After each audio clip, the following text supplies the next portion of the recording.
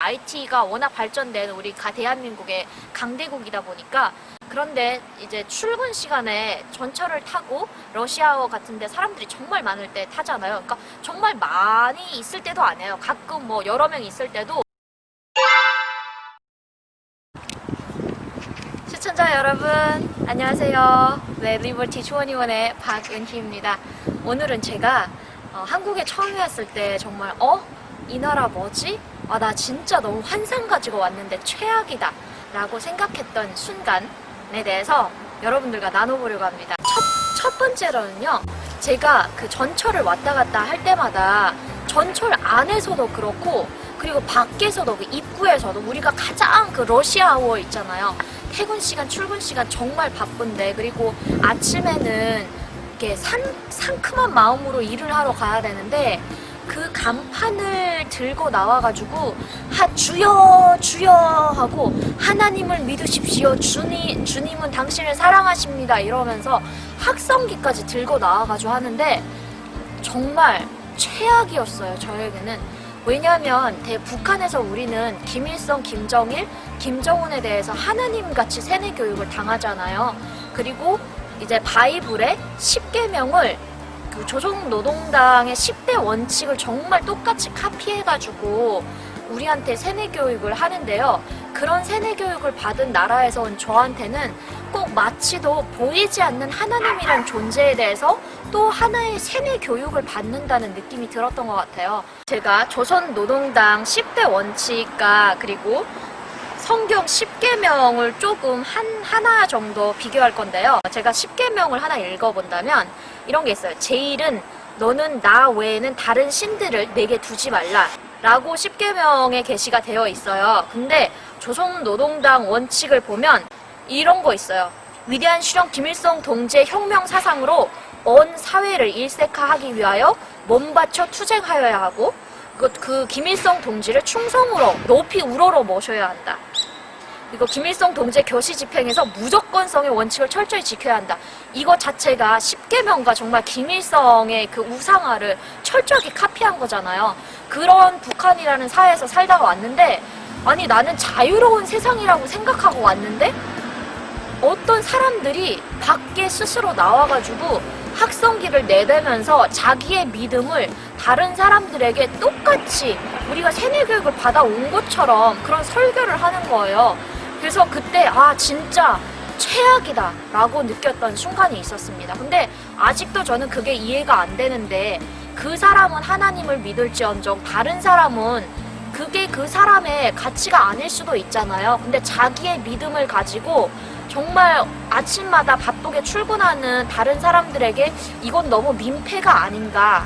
그리고 하나님이라는 그 신을 믿으면서 그 믿고 싶지 않은 사람들, 그리고 아직은 준비가 되지 않은 사람들에게 그런 하나님이란 신의 존재를, 그런 행동을 함으로써 오히려 성경에서 나온 말씀이나 그리고 하나님의 존재를 너무 왜곡한다는 느낌이 들었어요. 네, 그리고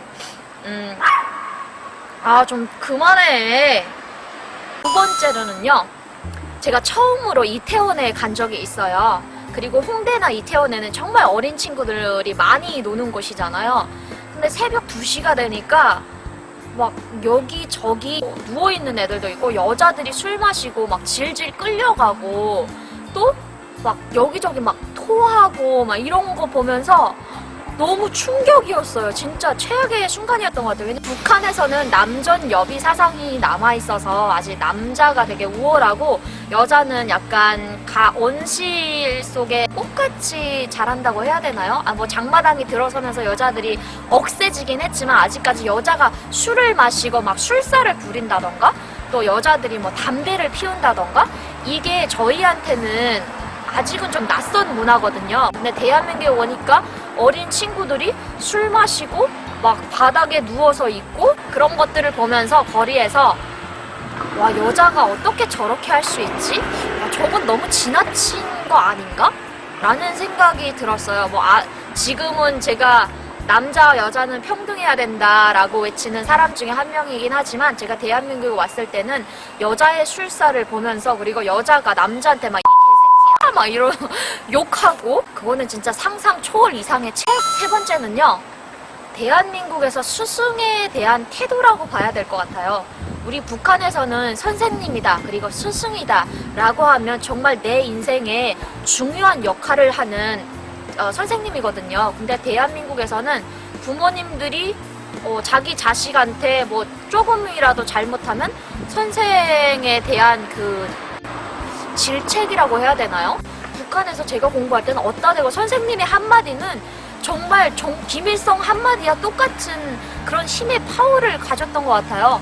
왜냐면 김일성 역사를 공부를 못한다던가, 그리고 수학 공부를 못하던가, 이런 모든 성적들이 다 선생님 손에 들어가 있거든요. 그래서 김일성이 태어난 생일을 못 외우면 선생님한테 내 운명이 들어있는 거예요. 근데 그런 파워력을 가진 스승이라는 그런 관점이 대한민국에서는 너무 다른 관점으로 보여졌고, 스승에 대한 그런 존중보다는 오히려 약간 동등한 면에서 나는 너한테 돈을 이렇게 지불하고 내 자식을 공부시키는데 너가 그렇게 잘해줘야지 라는 거를 보면서 이거는 좀 아니다 라는 생각을 했던 순간들이 있었습니다. 마지막으로 정말 최악은요, 물론 대한민국의 교통이 세계적으로 잘 되어 있는 건 맞아요. 어디 가나 인터넷으로 확인을 하고, 그리고 몇 시에 내가 출근을 하면 이 차를 타면 출근에 지각하지 않겠구나 라는 시스템이 잘 되어, IT가 워낙 발전된 우리 대한민국의 강대국이다 보니까. 그런데 이제 출근 시간에 전철을 타고 러시아워 같은데 사람들이 정말 많을 때 타잖아요. 그러니까 정말 많이 있을 때도 아니에요. 가끔 뭐 여러 명 있을 때도 사람을 암묵적으로 폭행한다라는 느낌이 들었어요, 전철 안에서. 그러니까 이게 기본적인 건데, 솔직히 북한에 있을 땐 그래도 뭔가 이렇게 치면 미안해 다치지 않았어 뭐 이런 인간미가 조금은 있었어요. 근데 대한민국에 오니까 워낙 이제 우리나라가 발전된 게, 우리가 정말 그만큼의 노력을, 엄마 아빠 그리고 할머니 할아버지 세대들이 민주화 시대 때 정말 많은 노력들을 하셔가지고 여기까지 오셨잖아요. 이렇게 늘 바쁘게 살다 보니까 바쁜 세상 속에서 누군가를 이렇게 툭툭 치고 간다던가, 그게 사실은 다른 사람한테는 정말 불편하고 최악인 순간이 있을 텐데도 불구하고 거기에 대한 의식을 아예 하지 못한다. 뷔페 같은 데 가서도 제가 이런 일이 있었거든요. 국물이 되게 뜨거웠어요. 근데 아저씨가 막 자기 음식 담고 저한테 팍 이렇게 치워가지고 앞을 안 보고 가다가 제 국물이 손에 떨어져가지고 뜨거운 물이 딱 튀어가지고 다 떨어졌던 거예요. 그럼에도 불구하고 아가씨 다치지 않았어? 그냥 지나가는 거예요. 그래서 제가 너무 화가 났지만 그게 제가 처음 당하는 순간이 아니었던 것 같아요. 전철에 가도 그렇고 버스에 타도 그렇고 그런 순간들을 계속 마주할 때마다 왜 그러지? 이거는 참 인간이 기본적으로 지켜야 되는 건데 너무한 거 아닌가?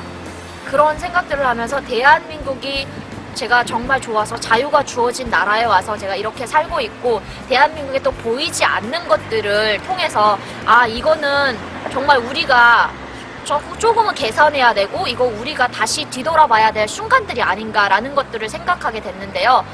이거는 어쨌든 제가 북한에서 온 제가 탈북민으로서 바라보는 관점에서 이야기한 거니까 그래도 너무 나쁘게 생각하지 마시고, 이거는 파워의 목소리라고 파워의 차이라고 생각해요. 대한민국에서 태어난 사람이 말하는 거랑 북한에서 온 제가 말하는 거랑 같은 대한민국 시민권을 가지고 있음에도 불구하고 너 왜 그런 대한민국에 그게 싫으면 돌아가 라고 댓글을 많이 남겨주셔서 저는 달게 받아들이겠습니다. 네, 오늘도 저의 영상 시청해주셔서 감사합니다. 그리고 여러분 많이 사랑해주세요. 감사합니다. 바이바이.